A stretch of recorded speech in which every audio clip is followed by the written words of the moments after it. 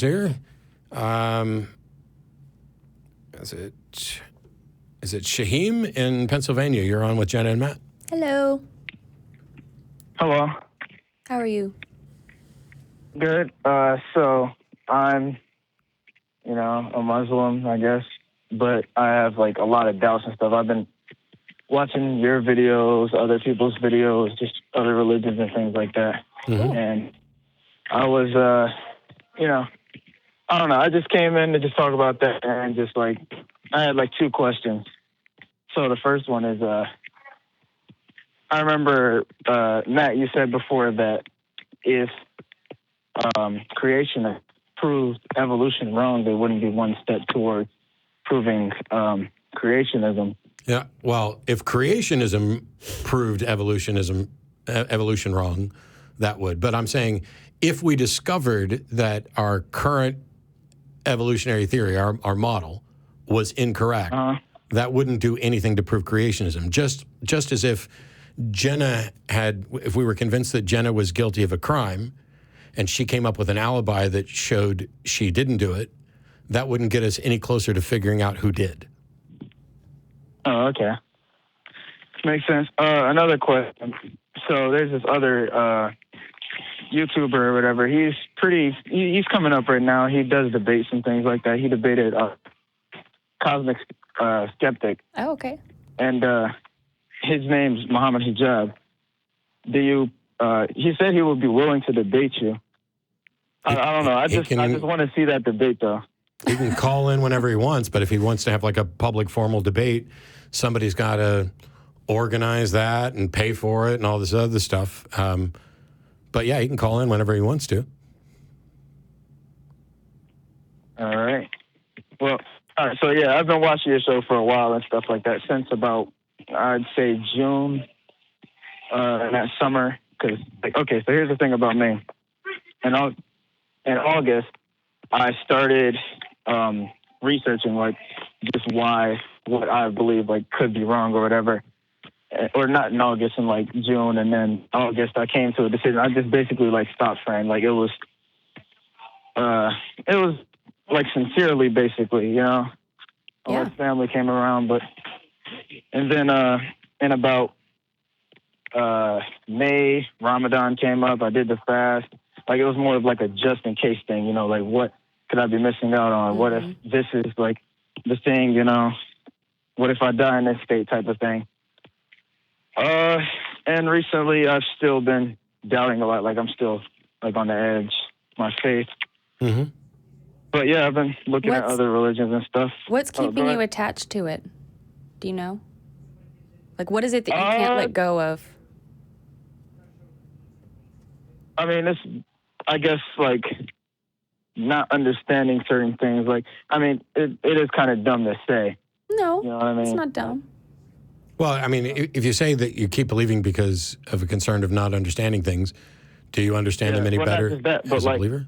But like kind of a just in case type of thing, Yeah. That's because I mean everybody gets they choose theirs because of like they rule out other ones, and it comes through common sense, I guess. Yeah. Just like people will rule out the Trinity and then choose Islam and stuff like that. So that's kind of where I'm at.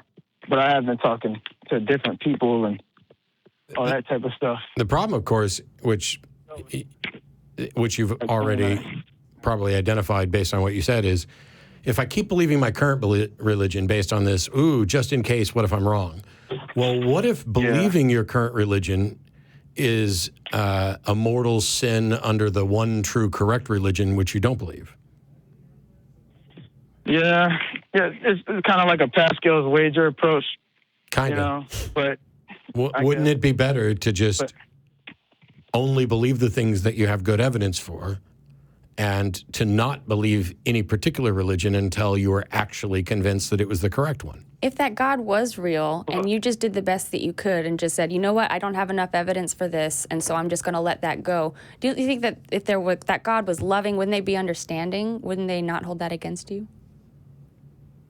I guess. I mean, here's the thing about me, though. Like, I was kind of indoctrinated with this, like, in the first about 10 years of my life, I was I wasn't like raised in any religion necessarily, but my family, most of them that I know were like practicing Islam. And then I moved up with them, and eventually I started doing it around the age of 12. And then a couple of years later, just didn't really like believe it too much. I can't really pray sincerely. I don't know what to call myself now, even if I can call myself a Muslim, because I don't really believe in supernatural things and all that type of stuff. Do you think that the God idea is a supernatural thing? Probably, yes. That's why I'm like really, I don't even know if I would be considered like Muslim right now, to be honest with you. That's really honest. It's one of the bigger. I did a whole video on all the problems that I could find with Pascal's wager. It's like 35 minutes long and goes through everything. But one of the problems is this notion of believing something just in case. Do you think if there were a God, that he would be satisfied with you believing something just in case, or that he could possibly be fooled? If there is a God, doesn't he know about your doubts and concerns such that just going along with it is potentially viewed as insincere? And if that God exists and knows that you have doubts, why isn't God doing something to alleviate those doubts?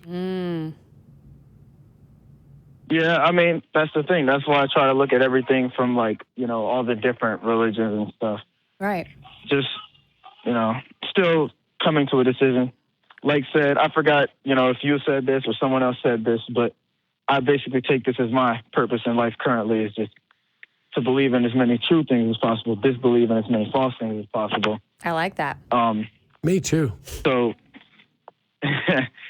yeah, that's basically where I'm at right now, because a lot of the good advice I get is usually keep searching and, I'm good with that try too. to find the truth. If you're looking for a label, then you could start with agnostic, because that just means I don't know. Yeah. Yeah, fair enough. If that helps. I don't know. If some people like having a label, some people don't. So. Yeah. Yeah, but and then, the whole thing, like the advice that I hate, but I tend to get sometimes is, oh, the fire is going to hurt. It's like, all right. That's not advice, that's a threat. Yeah, basically. And it's an empty threat. Even if it were the case that it was true, it's still an empty threat because you don't have any good reason to believe that it's true. Yeah. Yeah, well, I don't really have a whole lot to talk about. Of course, there's YouTube videos, you have your own, I did have one question for you. In the debate between this individual you mentioned and, was it Alex O'Connor that he debated? Yeah. Who do you think came out on top in that debate?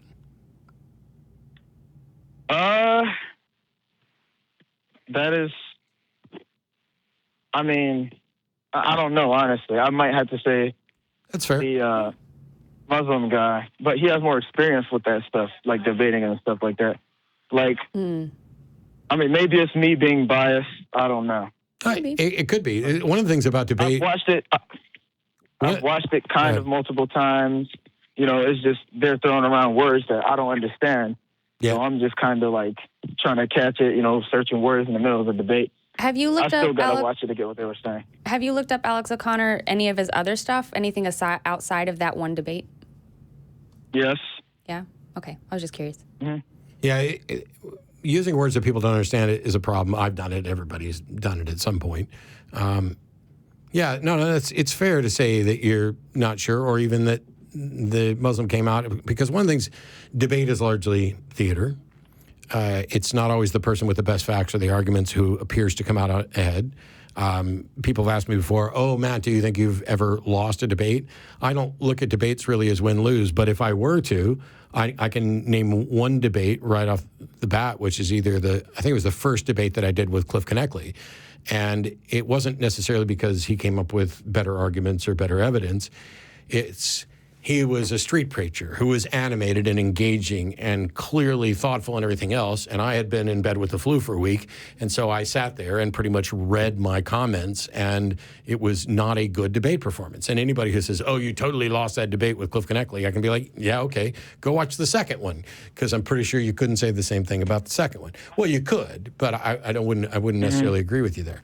So it's sometimes when we're watching these discussions, whether they're in a formal setting or just a call to a show like this, it's not so much about, oh, let me judge that with my own biases and baggage that I have, but what parts about it made me think, and which of the two people engaged in the conversation not just appeared to have a position of authority or a better understanding of the subject. Or a prepared answer. Yeah. But which ones were actually thinking about things and responding that way rather than with a script.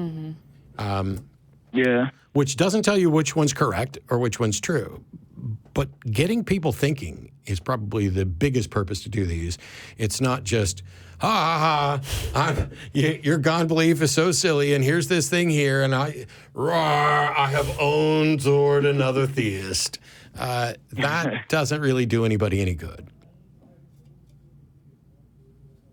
Yeah, I get you. I appreciate the call, and by all means, keep searching. Keep getting more and more comfortable with acknowledging that you don't know the answer when you don't know. And commendable. Yeah, give us a call back and let us know, if there's changes or new thoughts or some argument or something that you found particularly compelling or confusing, and we'll try to do what we can to help. Nice talking to you. Sure. All right.